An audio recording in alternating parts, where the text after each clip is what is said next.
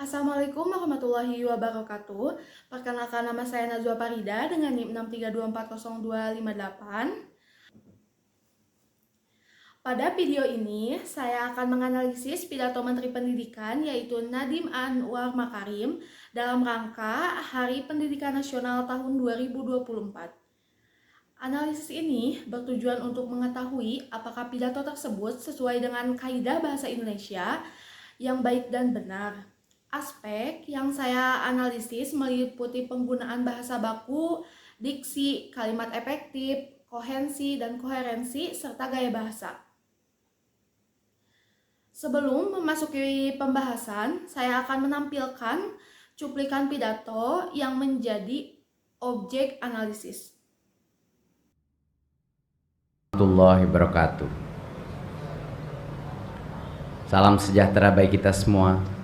Om Swastiastu, Namo Buddhaya, salam kebajikan, Rahayu. Saudara-saudariku sebangsa dan setanah air, 5 tahun terakhir ini adalah waktu yang sangat mengesankan dalam perjalanan kami di Kemendikbudristek. Menjadi pemimpin dari gerakan Merdeka Belajar semakin menyadarkan kami tentang tantangan dan kesempatan yang kita miliki untuk memajukan pendidikan Indonesia. Bukan hal yang mudah untuk mentransformasi sebuah sistem yang sangat besar. Bukan tugas yang sederhana untuk mengubah perspektif tentang proses pembelajaran. Pada awal perjalanan, kita sadar bahwa membuat perubahan butuh perjuangan. Rasa tidak nyaman menyertai setiap langkah menuju perbaikan dan kemajuan. Kemudian, ketika langkah kita mulai serempak, kita dihadapkan dengan tantangan yang tak pernah terbayangkan, yakni pandemi.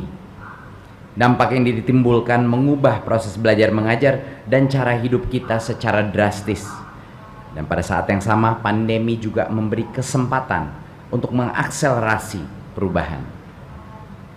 Dengan bergotong royong kita berjuang untuk pulih dan bangkit kembali menjadi jauh lebih kuat. Dapat dilihat bahwa Nadiem Makarim menggunakan bahasa Indonesia yang baku dan sesuai dengan situasi resmi. Pada bagian ini, beliau menjelaskan transformasi pendidikan selama 5 tahun terakhir serta tantangan yang dihadapi dunia pendidikan Indonesia dari segi kebahasaan. Pemilihan kata yang digunakan bersifat formal dan mudah dipahami. Tidak ditemukan penggunaan bahasa gaul ataupun kata-kata yang tidak sesuai dengan konteks pidato resmi. Selain itu, kalimat yang digunakan tersusun secara jelas dan sistematis sehingga pesan yang ingin disampaikan dapat diterima dengan baik oleh pendengar. Hal ini menunjukkan bahwa pidato tersebut telah memenuhi kaidah penggunaan bahasa baku dalam bahasa Indonesia. Ombak kencang dan karang tinggi sudah kita lewati bersama. Kini, kita sudah mulai merasakan perubahan yang terjadi di sekitar kita. Digerakkan bersama-sama dengan langkah yang serempak dan serentak. Wajah baru pendidikan dan kebudayaan Indonesia sedang kita bangun bersama dengan gerakan Merdeka Belajar. Kita sudah mendengar lagi anak-anak Indonesia berani bermimpi karena mereka merasa merdeka saat belajar di dalam kelas. Kita sudah melihat lagi guru-guru yang berani mencoba hal baru karena mereka mendapatkan kepercayaan untuk mengenal dan menilai murid-muridnya. Kita sudah menyaksikan lagi para mahasiswa yang siap berkarya dan berkontribusi karena ruang untuk belajar tidak lagi terbatas di dalam kampus. Dan kita sudah merayakan lagi semarak karya-karya yang kreatif karena seniman dan pelaku budaya terus didukung untuk berekspresi. Makarim menjelaskan berbagai perubahan positif yang terjadi dalam dunia pendidikan. Beliau menyampaikan bahwa siswa mulai berani bermimpi, guru semakin berani berinovasi, mahasiswa lebih aktif berkarya, dan para seniman mendapatkan ruang untuk berekspresi.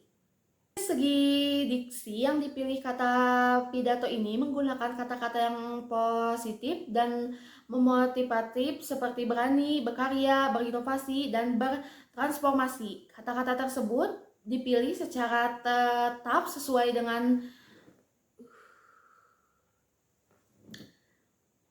Dari segi diksi atau pilihan kata, pidato ini menggunakan kata-kata yang positif dan memotivasi seperti berani, berkarya, berinovasi, dan bertransformasi. Kata-kata tersebut dipilih secara tepat sesuai dengan tema pendidikan. Selain itu, terdapat penggunaan gaya bahasa persuasif yang bertujuan untuk membangun semangat dan optimisme masyarakat terhadap perubahan pendidikan di Indonesia. Pada bagian ini juga terlihat adanya koherensi dan koherensi yang baik. Setiap gagasan saling berkaitan dan disampaikan secara runtun sehingga mudah dipahami oleh audiens. Dari segi 5 tahun bukan waktu yang sebentar untuk menjalankan tugas memimpin gerakan Merdeka Belajar. Namun, 5 tahun juga bukan waktu yang lama untuk membuat perubahan yang menyeluruh. Kita sudah berjalan menuju arah yang benar, tetapi tugas kita belum selesai. Semua yang telah kita jalankan harus diteruskan sebagai gerakan yang berkelanjutan. Semua yang sudah kita upayakan harus dilanjutkan sebagai perjalanan ke arah perwujudan sekolah yang kita cita-citakan. Waktu yang bergulir membawa pada akhir masa pengabdian saya. Namun, ini bukanlah titik akhir dari gerakan Merdeka Belajar. Dengan penuh ketulusan, saya ucapkan terima kasih banyak atas perjuangan yang Ibu dan Bapak lakukan. Dengan penuh harapan, saya titipkan Merdeka Belajar kepada Anda semua. Para penggerak perubahan yang tidak mengenal kata menyerah untuk membawa Indonesia melompat ke masa depan. Selamat Hari Pendidikan Nasional. Mari kita terus bergotong royong menyemarakan dan melanjutkan gerakan Merdeka Belajar. Terima kasih. Wassalamualaikum warahmatullahi wabarakatuh. Om Shanti Shanti Shanti Om. Namo Buddhaya. Rahayu. Yang ketiga, terdapat salah satu bagian penting dari pidato, yaitu ketika Nadiem Makarim menyampaikan bahwa 5 tahun bukan waktu yang sebentar untuk menjalankan gerakan Merdeka Belajar. Namun juga bahwa waktu yang cukup untuk menciptakan perubahan secara menyeluruh. Kalimat tersebut kalimat efektif karena memiliki makna yang jelas, logis, dan mudah dipahami oleh pendengar. Pada bagian ini juga terlihat penggunaan gaya bahasa argumentatif.